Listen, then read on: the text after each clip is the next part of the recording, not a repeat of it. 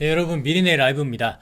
지금 주말이고요. 비가 계속해서 내리고 있네요. 아무쪼록 이런 날은 집에서 넷플릭스나 유튜브 틀어놓고 잔잔하게 보내시면 좋을 것 같습니다. 또 내일도 한글날 대체 휴무니까 모처럼 꿀같은 휴식이 되시길 바라겠고요. 축구계는 전반적으로 A매치 기간에 들어왔기 때문에 유럽 리그들이 잠시 쉬고 있고요. 우리 대한민국만 해도 거의 숙적이죠. 이란전을 준비하기 위해서 지금 테헤란에 입성을 했는데 전 세계로 와 간지나더라고요. 편안하게 이동해가지고 컨디션 관리한 것 같아 보여서 다행이고요. 전 세계로 이동하는 동안에 유럽파 선수들은 물론이고 K리그 선수들까지 모처럼 푹 쉬면서 이동했길 바라봅니다. 아무래도 이란 원정은 그 무시무시한 경기장 10만 명이 들어간다고 하잖아요. 와, 최근에 여자분들도 입장을 허용했다곤 하지만 예전에 보면 왜 우리 남고, 그러니까 남자 고등학교 수백 개 전교생들을 몽땅 합쳐놓은 그 10만 명의 남자 응원단의 끈적끈적함. 바로 그 악명 높은 아자디 스타디움에서의 결과는 지금까지 매우 좋지 않았어요. 2무 5패, 한 번도 못 이긴 거예요. 아마 열세도 이런 열세가 없을 정도로 이란에게는 고전을 면치 못하고 있는데요. 부디 지금의 분위기 조금 끌어올렸잖아요. 시리아전에서 극적으로 이겼잖아요. 손흥민 선수도 모처럼 골을 넣었고, 그러니까 이기지 못하더라도 비기고 돌아오면 더할 나위 없을 것 같습니다. 자, 근데 오늘 본격적으로 다룰 이야기는 다시 유럽 쪽으로 넘어와가지고 프리미어리그 이야기입니다. 여러분들도 유튜브나 해외 기사 소식 등을 통해서 프리미어리그 사무국과 뉴캐슬이 8일자로 기존 구단주의 교체, 마이크 애슐리죠. 이 사람이 교체된 거를 긴급하게 발표한 걸 아마 보셨을 겁니다. 정말 축구계에 있어서는 또 하나의 빅뉴스, 그리고 파란을 일으키는 것으로 지금 평가받고 있는데, 처음에는 의아했습니다. 왜냐면 구단주가 바뀌는 게 물론 흔하진 않아도 종종 일어나는 일이잖아요. 그럼에도 정말 이게 우리가 대박 소식이라고 일컫는 이유는 뭘까요? 네, 구단주가 이거 부자입니다. 그것도 선을 넘은 심각한 부자입니다. 뉴캐슬의 경우는 사우디아라비아 국부펀드 PIF가 주도하는 컨소시엄이 인수한 건데, 사실 여기서 구단주로 알려진 사람이 빈살만이라는 사람인데, 이 사람이 왜 진짜 주인이냐? 사우디아라비아의 왕세자입니다. 국부펀드가 주도한다고 그랬죠 아까. 그러니까 사실상 구단주고요. 재산이 지금 추정으로만 517조입니다. 여러분들 제가 잘못 말했나요? 517억? 아닙니다. 5170억? 아닙니다. 무려 517조입니다. 참고로 하나만 말씀드리면, 우리가 장난으로 왜 야 진짜 찐부자다 하는 그 맨시티의 억만장자 만수르 있잖아요. 그분이 자산이 30조라고 합니다. 이 정도만 설명하겠습니다. 이런 막대한 자금력의 초부자가 구단주로 부임하다 보니까 축구는 뭐 상상과 낭만의 스포츠잖아요. 벌써부터 뉴캐슬 팬들은 이 돈이 어떻게 쓸지 흥분된 상태고요. 참고로 지금 뉴캐슬은 리그에서 3무 4패로 19위입니다. 처참한 상황에 절망하고 있다가 하나의 희망을 얻은 셈이잖아요. 또 이런 설렘과 긴장감은 잉글랜드 축구팬들 모두를 들썩이게 만들고 있고, 전 세계의 이목은 그야말로 뉴캐슬에 지금 집중되고 있습니다.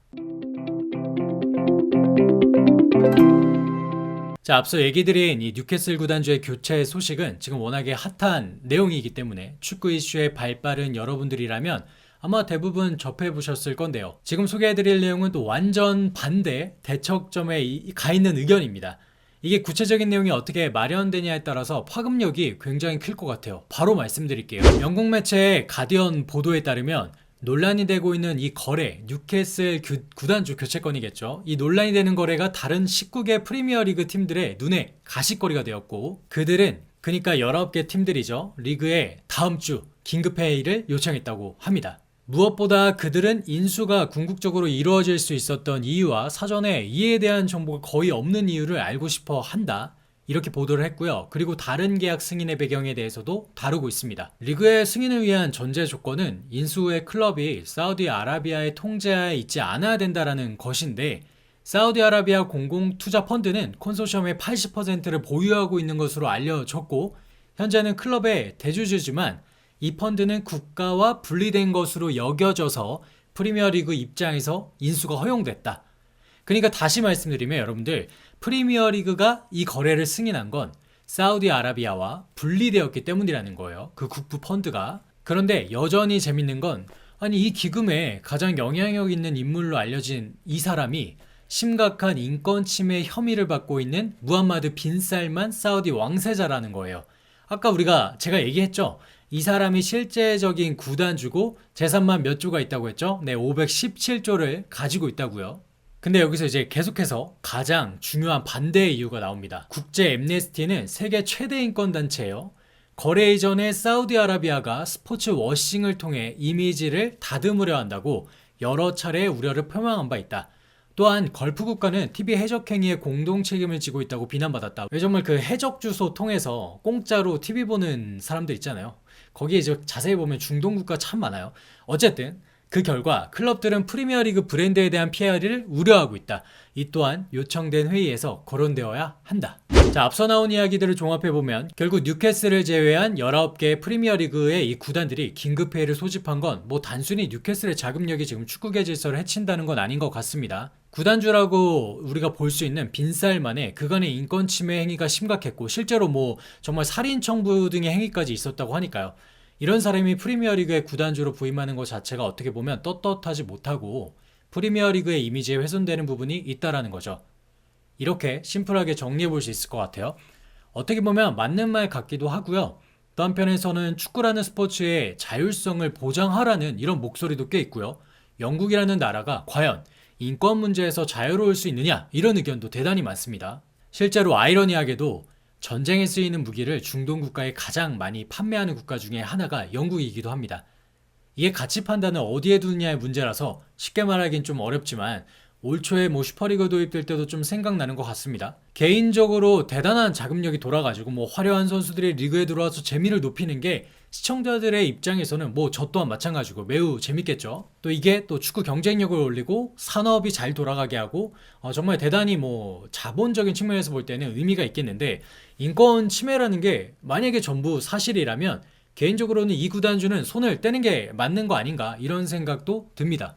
이게 여러분들 인권 문제가 걸려있다 보니까 조심스러운 게 사실이고 이 거래가 정상적으로 이루어져서 정말 우리가 기대한 것처럼 어마어마한 뭐 자금을 부을 수 있을까? 아니면 그냥 슈퍼리그 소동처럼 잠깐의 꿈으로 끝나는 게 아닐까? 이런 생각도 드는데 아마 이런 의견은 다른 축구 채널에서는 내지 않았을 의견인 것 같아요.